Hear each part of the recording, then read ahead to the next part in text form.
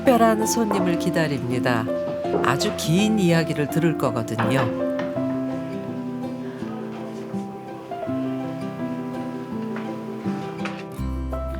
아유, 어서 오세요. 반갑습니다. 예. 아이고, 예. 어머니 어디서 반갑습니다. 오셨어요? 저는 경주에서 왔습니다. 아우, 아이고, 반갑습니다. 세상에. 예, 아이고, 이게. 아이고, 예. 아우, 손 차가운 것 봐. 아이고, 아이고, 아우, 앉으세요. 네. 아이고, 어서 오세요. 안녕하세요. 반갑습니다. 이쪽으로 앉으세요. 오늘 할 말 많은 장녀들이 모였습니다. 누나니까 양보해라. 살림미천이라니까. 그러네요. 살림미천이라고 하잖아요. 네, 그러니까 항상 이렇게 등에 좀 짐이 있는 느낌이에요. 어떤 소리요? 아이, 그걸 준비를 했어야 되는데. 아이.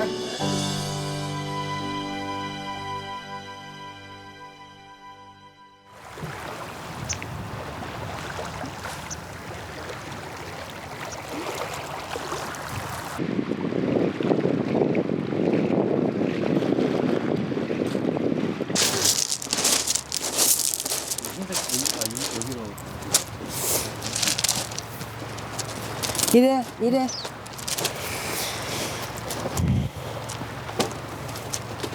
아이고, 이 얼굴이 지금 까물에 째가지고 지금.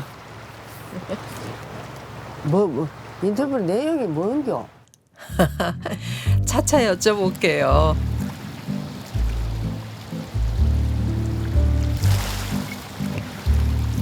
저는 이름은 신황숙이라고 하고, 나이는 지금 70이고, 하는 일은 해녀 일을 모태부터 하고 있으니까 한 70년 하는 거겠죠. 우리 엄마 뱃속에부터 했으니까. 원래 이름이 황이 아니고 향길 향자인데, 그 옛날에 그냥 이장들이 그냥 뭐 대충 적어가 이래가 하다 보니까 이 누르황이 돼가지고, 그래 이름대로 황소같이 일을 많이 하는 거 봐요. 완전 황소같이 일하고 있어요.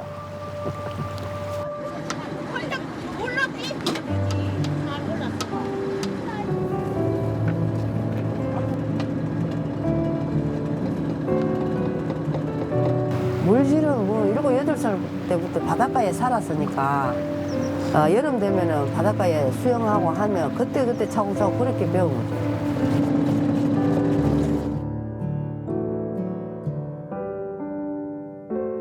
아우, 예뻐라. 이게 몇 살 때세요? 이게 아마 17살 때인가. 이때 기억나세요? 예, 나죠. 마을에서도 말 잘 듣는 큰딸의 맏며느리가 될 감이다라고 어른들이 다 그랬어요. 얼굴만 봐도 아주 야무진 딸이었을 것 같은데요.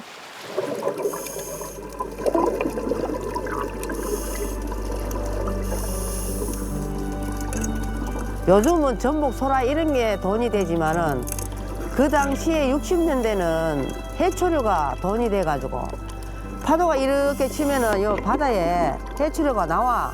그럼 뭐 7, 8살 때도 그거 주우면은 그 돈이나 그때부터 돈 벌었는 거지. 파도가 치면은 그 해초류가 미역이랑 이렇게 모아져가 있어. 거기에 가면 캄캄해 아무것도 안 보여. 겁이 나가지고 엄마야 커면서 가면 이렇게 손으로 만지면 물컹물컹해. 그래 올라와서 보면은 미역이랑 도박이랑 이런 거 있으면 그렇게 좋아가. 아이고 그런 힘든 일도 했다. 그 막 울고 내 혼자 바다에서 막 울고 그랬다. 아마 이 시절의 마지들은 다 그랬을 거예요. 가족을 위해 희생하는 것을 당연하다고 여기면서 어릴 때부터 가족을 책임져야 한다고 생각하며 살았지요. 그러니 무섭고 힘든 일도 혼자 삼키고 가족들 앞에서는 아무 일 없던 척하고요.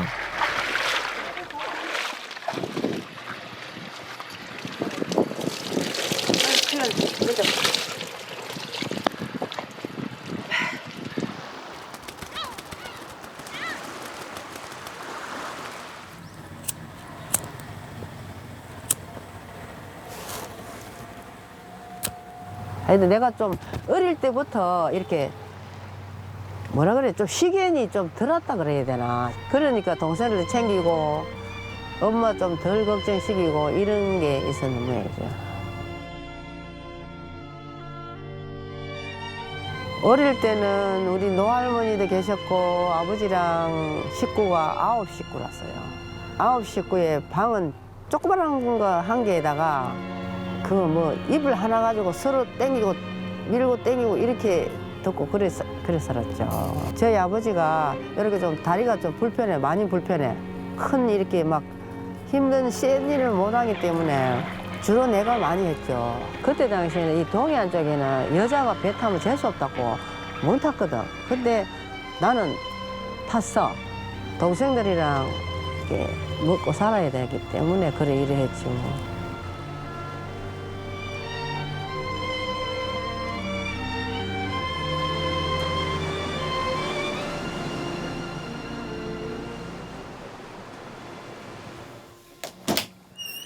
자그마한 아이가 어른들만큼 일을 하니 다 컸다고 생각했겠지만 소녀는 소녀잖아요. 그 여린 속을 누가 알아줬겠어요. 매일 밤 일기에 조용히 터놓을 수밖에요. 나는 오늘 아침 새벽에 일어나서 미역 난님이 주소로 갔다. 미역을 주워놓고 오늘 또 가은포로 왔다. 정말 이 항구에 들어 올려니 부끄럽고 창피하다. 날 들어 이제는 그만 배를 타고 시집이나 가라고들 한다. 학교 다니니 글씨를 참 잘 적어놨다 싶어.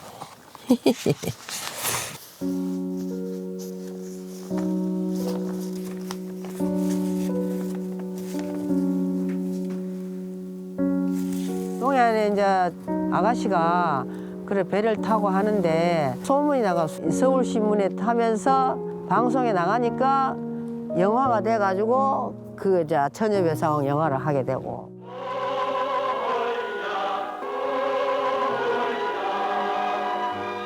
내가 배를 타기 시작한 것은 11살 때부터입니다.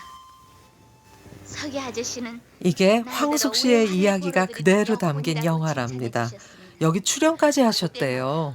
우리 힘으로 남부럽지 않게 살 수가 있어요. 예. 주인공은 윤미라고 앞면 나올 때는 윤미라가 하고 뒷면 나올 때는 내가 하고 한 달 동안 같이 했다니까.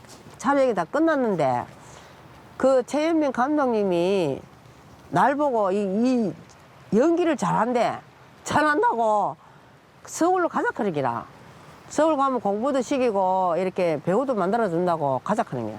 그 당시에는 우리 집이 내가 없으면 우리 동생들은 뿔뿔이 너무 집이 다 가야 돼. 옛날에는 그런 게 많이 갔거든. 그래가 못 갔지. 야, 계속 하셨더라면 우리가 같은 드라마에서 만날 수도 있는 운명이었네. 그래가지고 다 하고 나니까 나를 위해서 하는 일은 무조건 다 포기하고 그 대신 부모 형제들을 위해서 10대 이렇게 지내온 세월이지. 하나도 저를 위해서는 한 거 하나도 없어요. 그렇게 일을 하실 때 나는 일을 하고 있는데 또래 친구들은 다 학교를 갈 거 아니에요. 그게 제일 가슴 아팠어요. 동생들 봐야 되기 때문에 그럼요. 학교가 옆에 있어도 못 갔죠.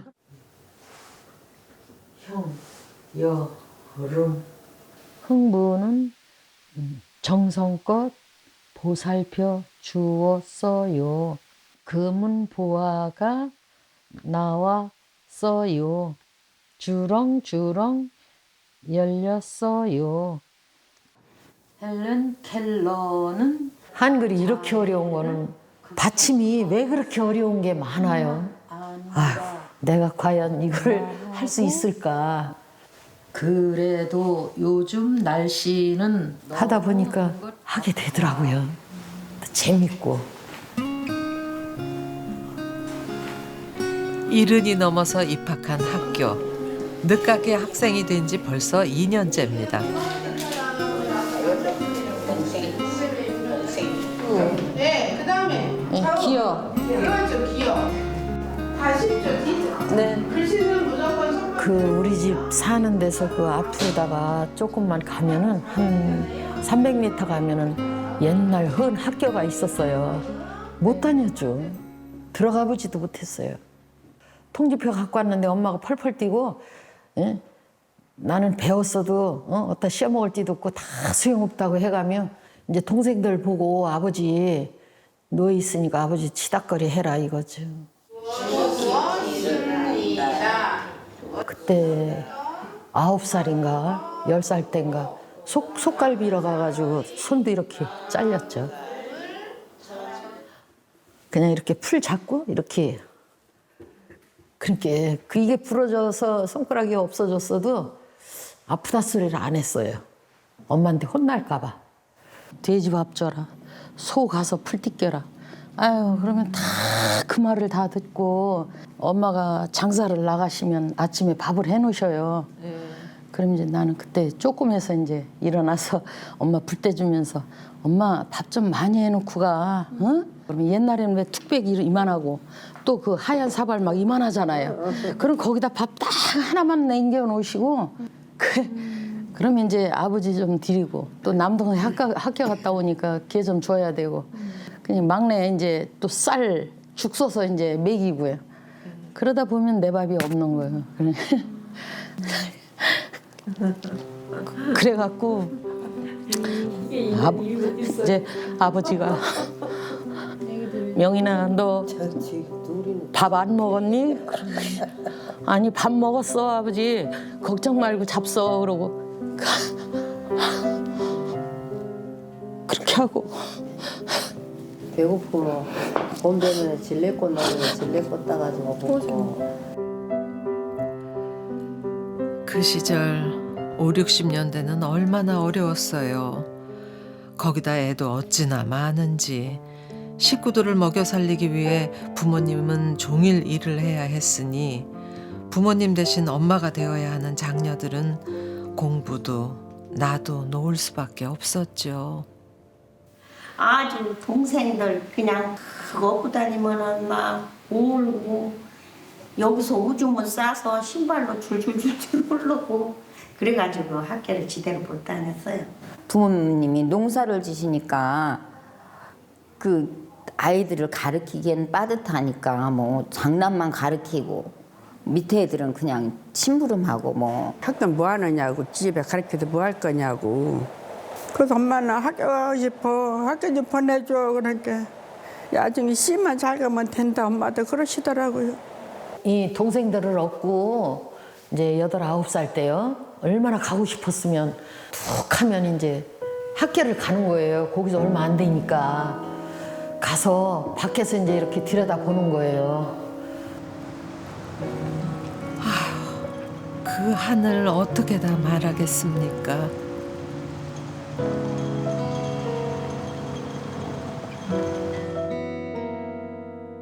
나는 국민학교, 중학교만 나와도 시골 선생 같은 것도 할 수 있을 텐데 이런 생각을 했던 것 같아요. 그때 기억에 선생님들 이렇게 강의하고 글 가르치는 거 많이 봤죠. 멋있고 나도 저렇게 하고 싶다. 아, 나 공부만 하면 저렇게 할 텐데.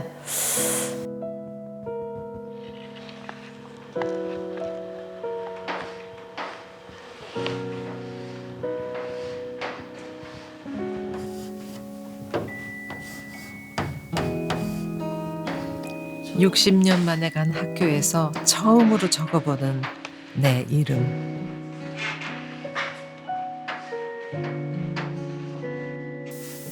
나로 시민학교 맞죠 선생님? 빈 싫어요?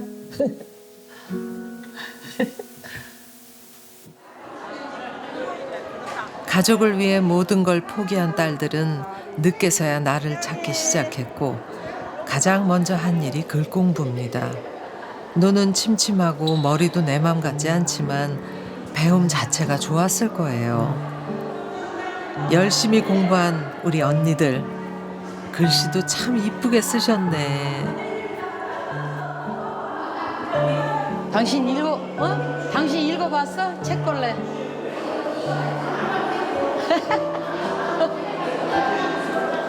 이 내가 그렸어요. 예, 이거. 나는 야 책벌레 그를 몰라 캄캄한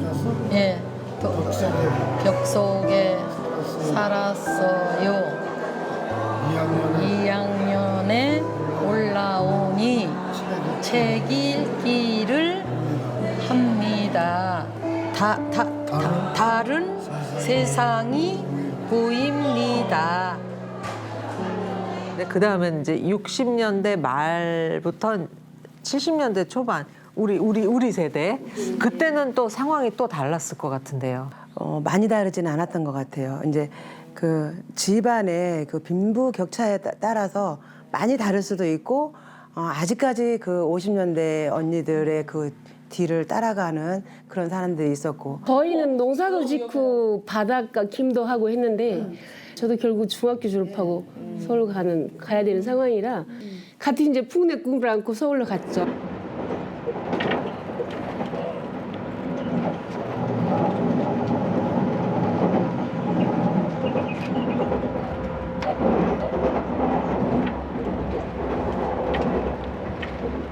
고은 전남 고흥이에요.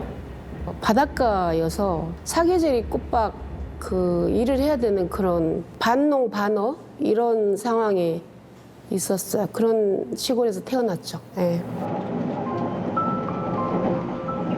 제가 이제 성장을 하면서 집이 좀 이제 몰락하고 이러다 보니까 이제 오빠가 고등학교에 갔는데 가니까 제가 고등학교를 못 가는 그런 상황이 된 거죠. 가족을 위해서는 뭔가 내가 돈을 벌지 않으면 안 되는 상황이었던 것 같아요. 크게 뭐 시골에 희망이 없으니까 서울로 가라. 사람은 나서 서울로 보내라 뭐 이런 얘기들이 있으니까 서울에 가면 돈을 벌 수 있다 이런 개념으로 왔던 것 같아요.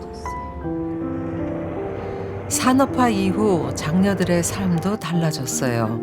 돈을 벌기 위해 고향을 떠나 서울로 갔죠. 그때 서울역에는 무작정 상경한 소녀들을 위한 보호소가 있었을 정도니 그만큼 돈을 벌어야 하는 소녀들이 많았다는 얘기겠지요. 순천에서 어쨌든 기차 타고 서울역에 와서 서울은 되게 무서웠던 것 같아요. 서울에 가면 코도 베어간다 뭐 이렇게 얘기를 했고 그래서 서울역에서 내려서 이모네 집이 미아리였는데 되게 무섭게 찾아갔던 것 같아요. 한번 뭐 잘못 끌려갈 뻔도 했고 되게 서울역 하면 한동안까지 되게 무서웠던 것 같아요. 상경한 장녀들은 어떤 일을 했을까요? 주로 봉제 공장 또는 뭐 안내양 또는 가정부 이런 데로 가는 거죠. 그 소녀들을 공순이, 차순이, 식순이, 소위 삼순이라 불렀대요. 학교도 제대로 마치지 않은 소녀들은 별다른 선택지가 없었기에 삼순이를 자청했죠. 그때 가장 많은 소녀들이 간 곳이 서울 구로공단이었어요. 저희 표현으로 델리버리 선적기 일을 맞추지 못하면 그만큼 단가가 높아지니까 거기에 맞춰서 저희가 죽으라고 일을 했던 화장실 갔다 오면 막 이게 쌓이니까 그래서 저희가 이제 오줌 소태도 걸리고 방광암도 걸리고 막 이렇게 고생스럽게 살았던 시절이에요.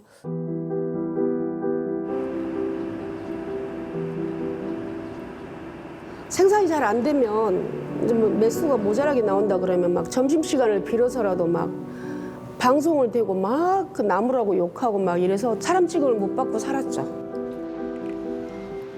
그때는 왜 이런 게 다 당연했을까요?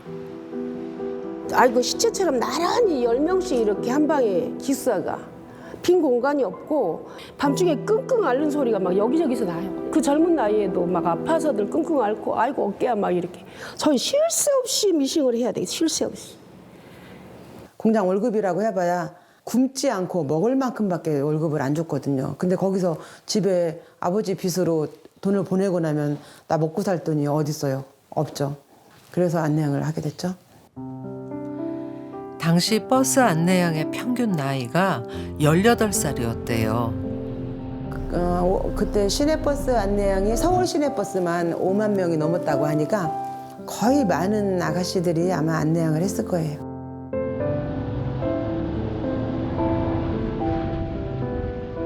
지금 생각하면은 그거는 처우가 아니었죠. 그냥 막 부르는 게 야 차순아 뭐 이렇게 불렀죠. 제일 힘든 게 걸어 다녀도 졸려요. 걸어 다녀도. 근데 이렇게 졸면서 또 버스가 또 위험하잖아요.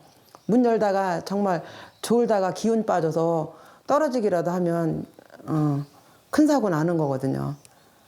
근데 그런 사고를 당하지 않으려고 정신력으로 버틴 거죠. 그 어린 몸이 부서져라 악착같이 살았습니다.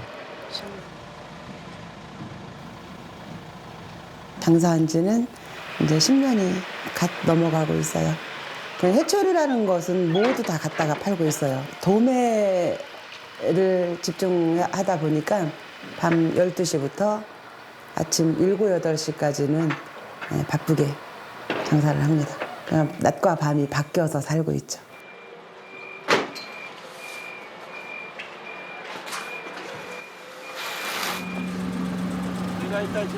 아니 공룡으로 지금 싣고 와. 7대. 제가 이제 국민학교를 졸업하고 14살부터 이제 사회생활을 했거든요. 수도 없이 많아요. 정말 누구는 이력서 뭐 한두 장도 많다고 하는데 나는 이력서 한두 장도 모자랄 거려. 어려서부터도 밑에 동생이 5명이나 있으니까 내 시간은 거의 없었어요. 열심히 하면 돈이 모아질 줄 알았고 돈이 모아져야 이 가난한 삶에서 벗어날 거라고 생각을 했던 거죠. 사장님 미역 갈까요? 네. 몇 개? 한 개? 하나만 줘. 알겠습니다. 장사가. 네. 뭐 500만 원만 벌자. 몇 년만 벌면은 나도 집 한 채 살 정도로 모아야지 해가지고 모았죠. 근데 1년 적금을 만기돼서 탄 게 4년 동안 한 번도 없어요. 이제 집에도 돈을 보내줘야 되니까 이제 밑에 동생 중학교 가야 되니까 너 저기 돈 좀 보내라 해가지고 보내고 또 뭐 누구 고등학교 등록금 내야 된다 해서 또 보내고. 그 여성 근로자 가운데는 고등교육의 기회를 자신은 포기하고 남동생이나 오빠에게 양보를 하고 오히려 자신은 그 취업을 해가지고 그 학비를 그 보탬을 주고 있는 그 여성 근로자가 많죠. 저는 여자이니까 고등교육을 포기했지만 남동생은 교등교육을 받아가지고 사회 나가서 많이 활동해야 될 것 같아요. 지금 희망으로는 엄마 가게터 내드리는 것과 동생들은 공부 마치는 것이에요. 돈 벌어서 시골에 동생들 가르쳐야 되는데 급여를 10,000원밖에 주는 게 아닌 거예요. 그래서 거기서 밥 먹고 살아서 밥값을 6,000원 떼고 나면 4,000원 주는 거예요. 그랬어요. 밥값도 떼고.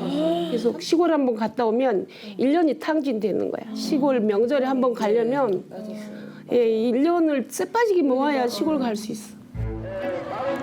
아마 1년 중 명절을 가장 기다렸을 거예요. 따뜻한 엄마 밥과 그 살가운 손길에 타향살이의 서러움과 고단함을 잠시 내려놓는 거죠. 아직 어린 소녀들이니 그 온기가 얼마나 그리웠겠어요. 집에 오는 게 너무 명절 때 좋으니까 한 달 전? 뭐 저기 가방 하나 큰 거 사놓고 거기다가 매일 사가지고 이렇게 담아요. 엄마 막 옷 사고 못 사고 막 한 12시간씩 타고 오는데도 좌석 없으면 서서 오고. 엄마. 어머니는 지금 나왔어. 뭘 하고 계실런지. 아직 좋았어요, 호정아. 엄마. 뭐냐? 엄마 보랑 왔니? 엄마 보고 싶어. 고장이라도 어디 가? 엄마.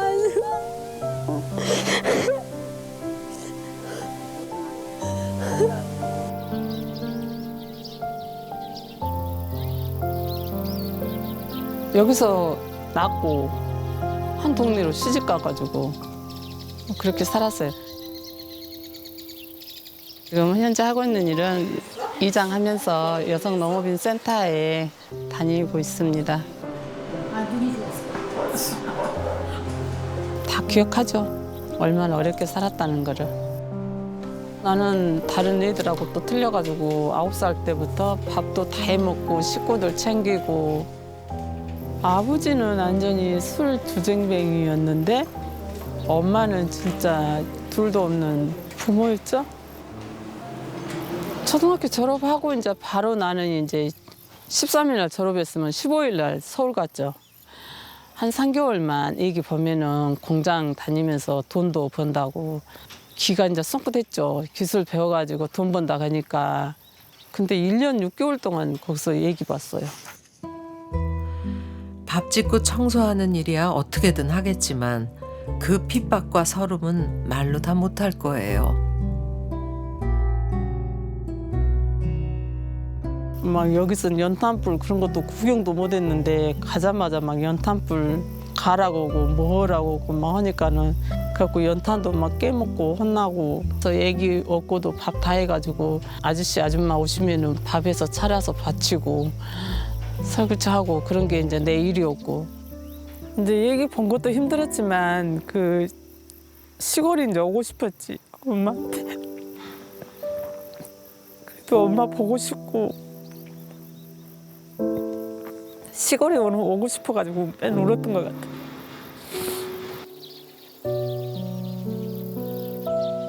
올라가자마자 할 때 이제 남의 식모살이를 하다가 직장생활 했지만은 시골이 좋았어요. 어렸을 때 뭔 일은 꿈이라 할까? 이제 나는 이제 나가면은 돈 벌어서 이제 엄마 집 사줘야 되겠다.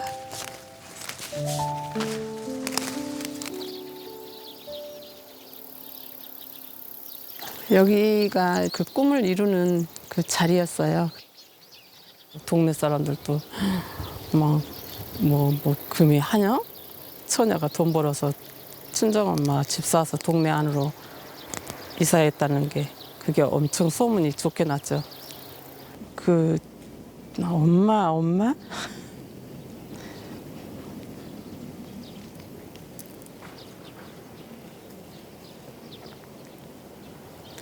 지금도 내 나이가 60이 넘었어도 엄마 생각하면 눈물밖에 안 나지.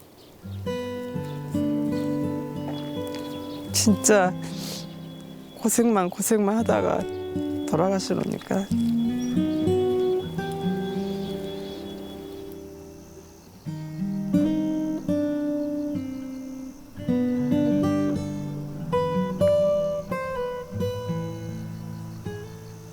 그러니까 50년대, 70년대까지는 아들들은 공부를 해서 집안을 일으켜야 하고 여자는 돈을 벌어서 뒷바라지를 해야 되고 그런 게 굉장히 강했던 것 같고 또 하나는 그놈의 아들 사랑, 참 지독한 아들 사랑. 그 딸로서는 맏딸이었지만 오빠가 하나 있었어요. 그러니까 그때만 해도 더군다나 아버지가 외아들이셨어요. 아들이 얼마나 귀했겠어요.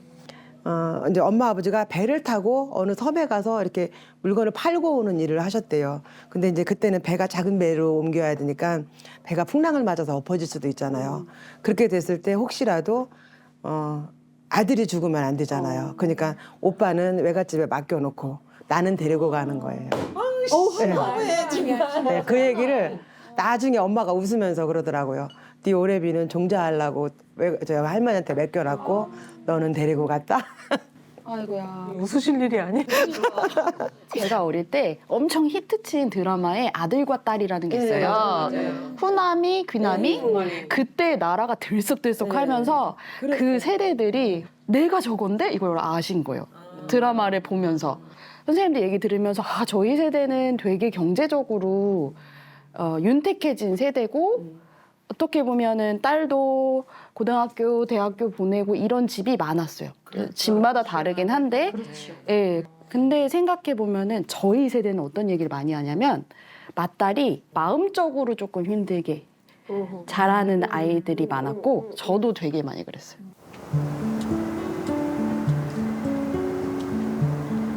망원동에서 태어나서 중학교 3학년까지 살다가 이제 경기도 일산으로 이사를 갔어요. 지금은 이제 프랑스랑 한국 오가면서 노마드 워커로 살고 있고요. 제가 이제 주로 하는 일은 그 온라인 글쓰기 워크숍을 하고 있어요. 네, 저희 일주일 만인데 과제가 좀 많았잖아요. 네, 근데 다 했더라고요. 저희가 되게 고부 갈등이 되게 심했어요. 뭐 항상 이제 할머니가 엄마를 야단치고 있는 구도의 장면을 제가 보고 항상 이제 이야기를 들으면서 자랐죠. 마음이 힘든 이야기, 이제 아버지에 대한 이야기, 할머니에 대한 이야기를 그냥 매일매일 들었어요. 아주 어릴 때부터. 제가 항상 같이 싸웠어요. 할머니한테. 그렇게 하지 마시라. 상대적으로 이 두 여성 사이에서 어머니가 약자이기 때문에 내가 지켜야 되겠다. 이렇게 생각을 했던 거는 분명해요. 장녀들에겐 엄마의 아픔마저 고스란히 내 이야기가 됩니다. 나중에 이제 그 얘기를 했어요. 왜 어린애한테 그런 얘기를 그렇게 많이 하냐. 어머니가 저한테 너무 미안했다고. 그때는 내가 왜 그랬는지 모르겠다. 너무 힘들어서. 근데 네가 너무 잘 들어줬다고 하더라고. 이제 그래서 살았다고, 네가 나를 살렸다고 막 하시더라고요. 그런 존재가 되는 것 같아요, 장녀들은. 이 여성의 삶이 그냥 내 삶이 되는 거죠.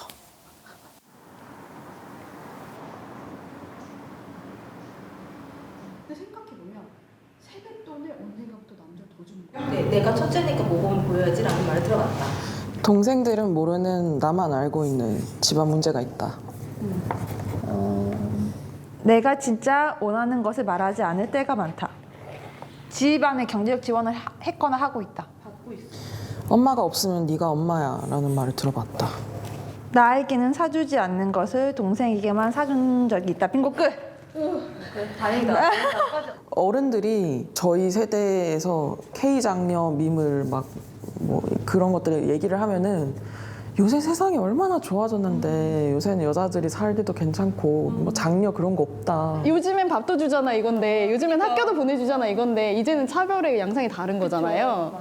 서울에 있는 대학에 가고 싶은 거예요. 부모님이 야, 너 지금 서울대 갈 수 있는 것도 아니고 서울 가면 생활비도 많이 들고 네 동생 둘인데 쟤네도 다 대학 보내야 되는데 그렇게 이기적으로 지 혼자 서울 가겠다고 그러면 되나? 맞이가. 그냥 지방 국립대 가라. 진짜 내가 고집 부려서 서울에 가서 그렇게 해버리면 동생들한테 내가 죄 짓는 것 같은 거예요. 그래서 어쩔 수 없나 보다. 되게 빨리 단념을 하게 되더라고요. 그런 집이 되게 많았어요. 제 세대 친구들 중에 딸 아들인 집, 대구에서. 그러니까 아들 낳으려고 위에 딸 둘 낳은 거죠. 태몽이 막 집채만한 호랑이 나오고 말하는 잉어 나오고 막 이랬대요. 딱 남자애들 태몽이잖아요. 그래서 당연히 남자인 줄 알고 낳자했대요. 근데 여자애였던 거죠. 근데 그때 이제 백마띠 여자애들은 드세다.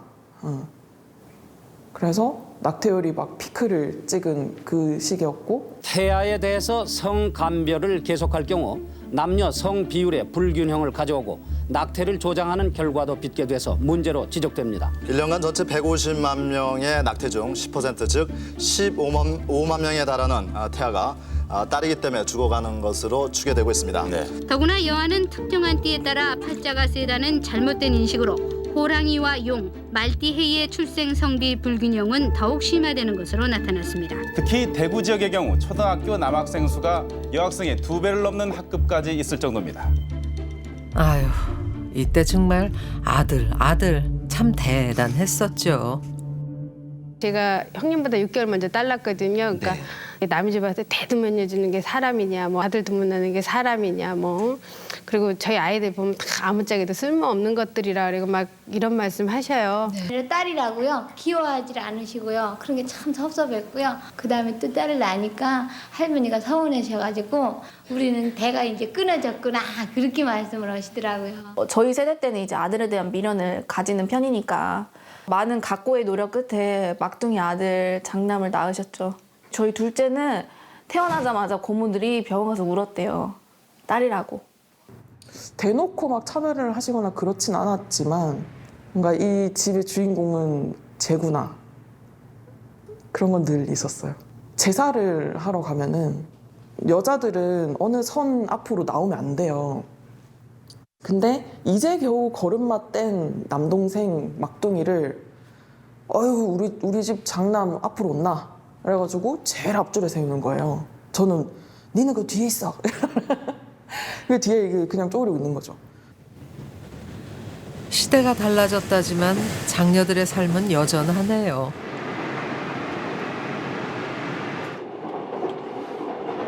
부산에서 한 29년 정도 살았고 29살에 이제 서울로 올라온 셈이에요. 네. 스푼이나 필요하신 거 있으시면 말씀해 주세요. 감사합니다. 드라마 대본, 영화 대본 이런 걸 쓰는 걸 이제 배우는 극작가라고 생각하시면 되고요. 글 쓰는 것만으로는 수익이 충분하지는 않아서 이제 이자카야에서 아르바이트를 병행하면서 조금 소득을 조금 맞춰나가고 있는 편이에요. 아버지, 어머니, 저, 남동생 이렇게 총 4명이에요. 사이가 나쁜 것 같지는 않았어요. 근데 이제 동생이 계속 문제가 생기면 부모님이 해결해 줘버려 하다 보니까 그냥 좀 그런 비일비재한 일들이 있는데 오늘 엄마가 전화가 와가지고 이제 야, 너 걔한테 500만 원만 보내라 이렇게 얘기를 한 거예요. 왜? 이러니까 니는 혼자 잘 살면 좋냐? 물어보지 말고 줘 이렇게 얘기하는 거예요. 이제 그냥 부모님의 관심은 그냥 다 동생이구나. 그냥 나는 무슨 여기를 서포트하는 그냥 그런 존재인 건가 싶어서.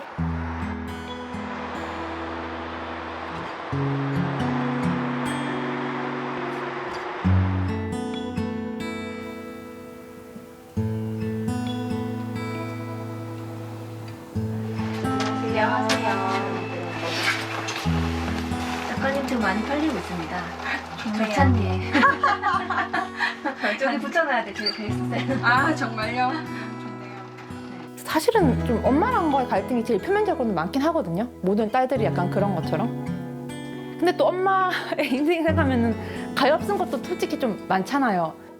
내가 누리는 대학 생활이나 직장 생활이 그분들은 꿈도 못 꿔본 거다 보니까 제 친구들은 죄책감이 좀 심한 친구들이 많더라고요. 난 나쁜 딸년이다.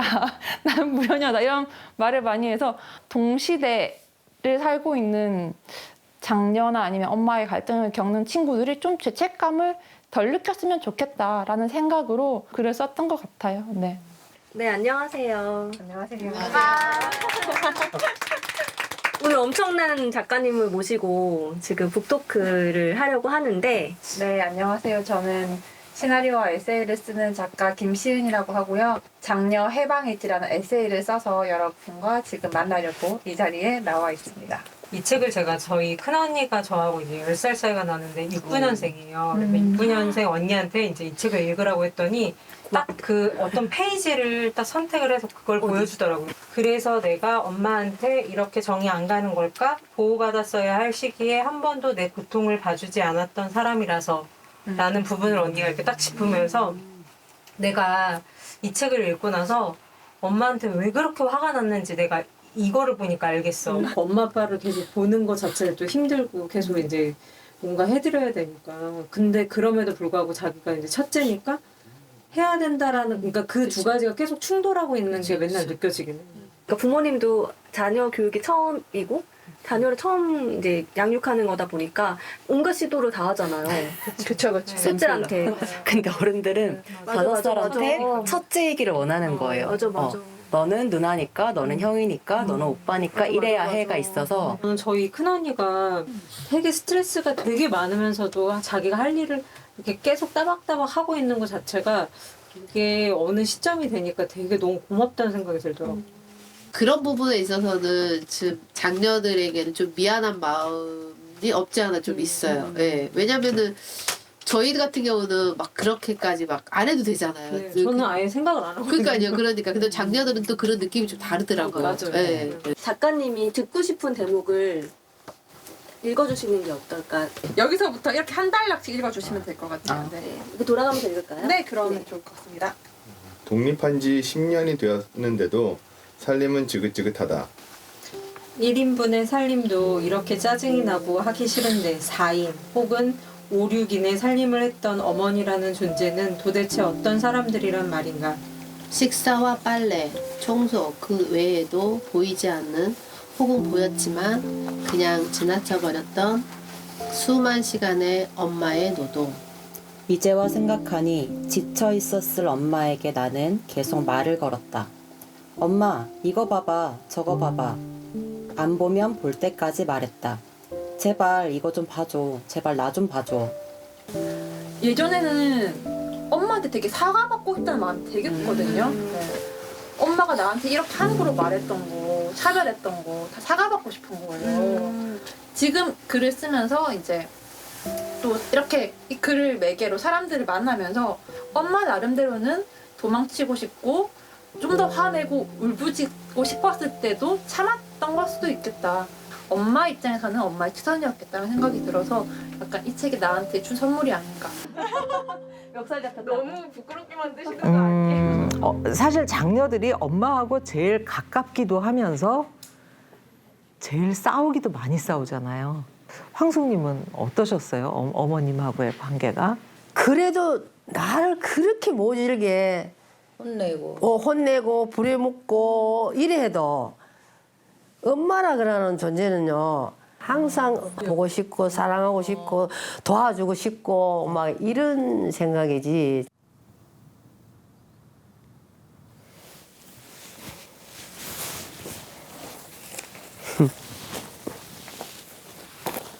예, 열몇 살 때 입은 거라. 요 전부 다 엄마 손으로 다 누이. 자, 요게 요 매듭도 우리 엄마가 만든 거.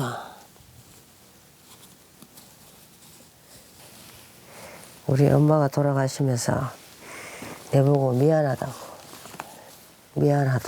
어릴 때 너무 많이 고생시키가 미안하다고. 그래서 이게 이렇게 아직도 이렇게 간직하고 있어요. 못 버리고 엄마 손이 듬뿍 묻은 거라서 못 버리고 있어요.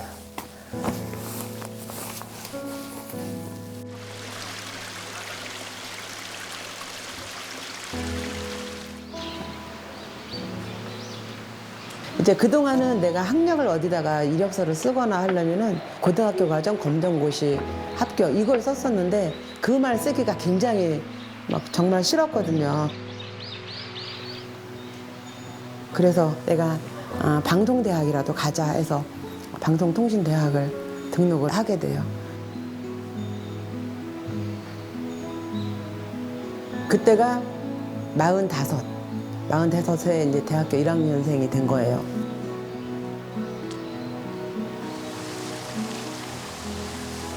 (3학년이) 됐을 때 아버지 저 내년에 1년만 더 하면 졸업해요. 얘기를 했거든요. 그랬더니 아버지가 주머니에서 10만 원을 꺼내가지고 아이고 미안하다. 너 연필이라도 사라. 그러면서 10만 원을 주시더라고요. 그러니까 엄마 아버지 마음속에도 아유 저거 어린 거 내보내서 고생시켰다라는 생각을 하시고 계시는 거죠.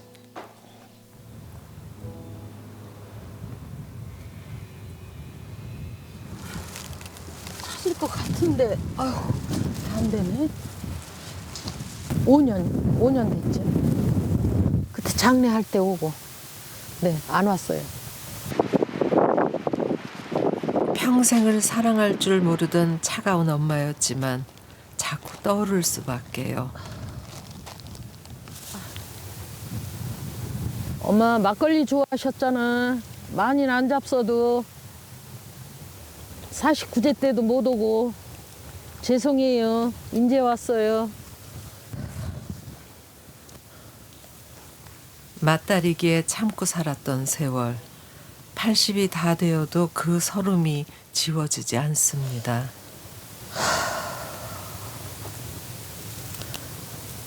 딴 집 엄마들은 돈 안 만지고 농사만 지어도 학교만 잘 보내더만 엄마는 몇백 년 산다고 나를 병신 만들었어. 때리는 사람들한테도 무시당하고 응? 어려서도 친구들하고 가깝게도 못하고 왜 나를 병신 만들었어? 오빠는 밤새 놀다 와도 그냥 내 자식 하면서 왜 나를 그렇게 의붓자식 마냥 왜 그렇게 나를 했어? 왜 그랬어? 왜?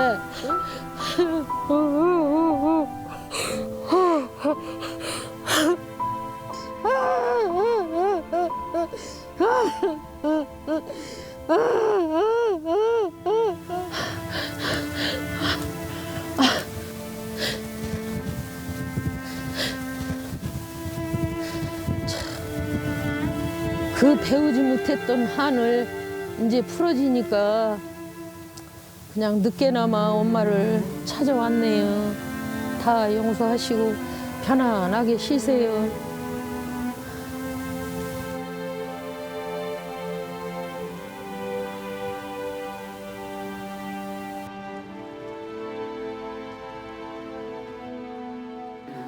그래서 엄마의 자랑이 돼야 된다, 힘이 돼야 된다. 안 그럼 우리 엄마가 너무 힘드니까 이런 생각을 한국 장녀들은 좀 하면서 잘하지 않나요? 그러니까 선생님도 가서 이렇게 돈 벌고 하는 것도 우리 엄마 아빠 고생하니까 그렇지. 네, 그런 마음적인 거는 같은 엄마 것 아빠 같아요. 도와준다고 다 하는 거지. 경제적인 건 달라도 그게 장년. 네, 그러니까 항상 이렇게 등에 좀 짐이 있는 느낌이었어요. 어릴 때부터. 짐이지. 각자 살아온 이야기도 환경도 모두 다르지만 여기 6분 모두 공통점이 정말 열심히 정말 참 열심히 사셨다라는 생각이 들어요. 장녀로 살아오신 그간의 세월 정말 너무너무 애쓰셨고 너무너무 고생하셨어요. 하지만 이제는 무거운 짐 좀 말씀하셨듯이 내려놓고 오롯이 나를 위해서 나를 챙기는 삶을 좀 살아주셨으면 하는 바람입니다. 하고 싶은 공부도 마음껏 하시고. 예, 저는 공부 열심히 할 거예요. 네. 여 여사님 대학 나왔다고 그러는데 네. 정신 바짝 차릴 거예요. 정신이 번쩍 드시죠? 그 우리 선배님들 일단은 정말 저보다도 훨씬 힘든 세상 잘 살아오셨고요. 고생하셨습니다. 중요한 건 우리 후배님들도 이제 보면 장녀로서 그 어떤 압박감 같은 걸 이제 느끼며 살았던 것 같은데 그런 거 이제 좀 놓으셔도 될 거라는 이야기를 해주고 싶어요. 놓고 자신들의 행복을 위해서 그냥 너무 엇나가지만 않으면 그냥 하고 싶은 거 하고 살았으면 좋겠다. 그렇게. 역시 신세대. 네, 그렇게. 그냥 우리는 우리 길을 가자. 가족들의 희망이자 사회의 역군이었지만 나는 없는 사람, 장녀. 일생을 주인공으로 살아보지 못한 장녀들이 이제 자신의 삶을 걸어갑니다. 고단했던 지난 삶의 짐은 내려놓고 새로운 길을 향해 갈 장녀들. 그 길 위에선 진짜 나를 만나길 바랍니다.